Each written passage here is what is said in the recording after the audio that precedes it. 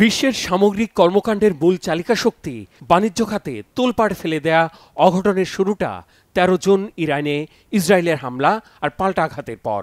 অজানা আশঙ্কা বিনিয়োগকারীদের গ্রাস করলে সূচকের নিম্নমুখী ছোটার প্রবণতা থামাতে প্রায় দিশেহারা হয়ে পড়েন পুঁজিবাজার সংশ্লিষ্টরা। এমন দশায় ইরান মধ্যপ্রাচ্য থেকে তেল পরিবহনের অন্যতম রুট হরমুজ প্রণালী বন্ধের হুমকি দিলে অস্থিরতা ছড়িয়ে পড়ে জ্বালানি তেলের বাজারে, যা ব্যবসা বাণিজ্যের টালমাটাল অবস্থায় নতুন মাত্রা যোগ করে। এমন ঘোলাটে অবস্থায় বহু প্রত্যাশিত যুদ্ধবিরতির ঘোষণা কি আস্থা ফেরাতে পারবে বিনিয়োগকারীদের মধ্যে? আবার পুরোদমে ছুটবে কি মন্থর গতির যানে চড়ে বসা বিশ্ব বাণিজ্য খাত? মার্কিন প্রেসিডেন্ট ডোনাল্ড ট্রাম্পের পক্ষ থেকে ইরান ইসরায়েল যুদ্ধবিরতি ঘোষণার পরবর্তী কয়েক ঘণ্টায় বড় সড় প্রভাব পড়ে ভারতের পুঁজিবাজারে। গত ৯ মাসের মধ্যে সূচকের সর্বোচ্চ উত্থান হয়েছে সেখানে। মঙ্গলবার সকাল ১০টা ২৫ দিকে ২৫,২২৫ পয়েন্ট ছাড়িয়ে যায় নিফটি 50 ইন্ডেক্স, আর বিএসই সেন্সেক্স ছাড়িয়েছে ৮২,৭৪৩ পয়েন্টের বেশি। ঘুরে দাঁড়িয়েছে পড়তির ধারায় থাকা জাপানের শেয়ার বাজার।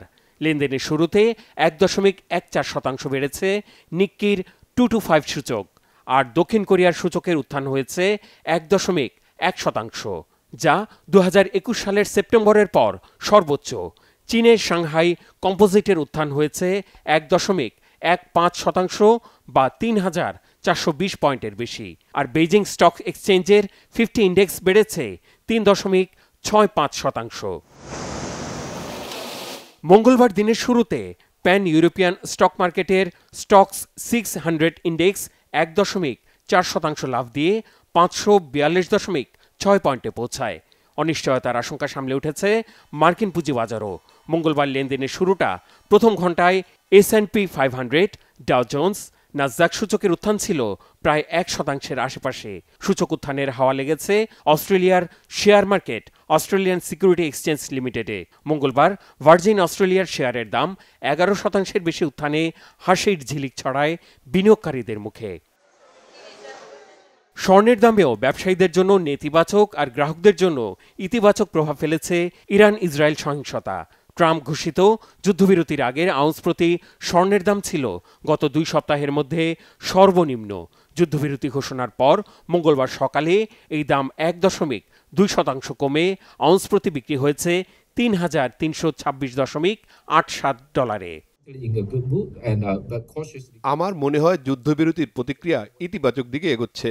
আপনি জানেন, হামলার পর বাজারের প্রতিক্রিয়া বেশ মধ্যপন্থী ছিল। সূচকে সামান্য পতন আর তেলের দাম কিছুটা বাড়তি ছিল। ইতিমধ্যেই পরিস্থিতি পাল্টেছে, তাই আমি মনে করি যুদ্ধবিরতি সম্পর্কে বাজারের মতামত ইতিবাচক হতে চলেছে।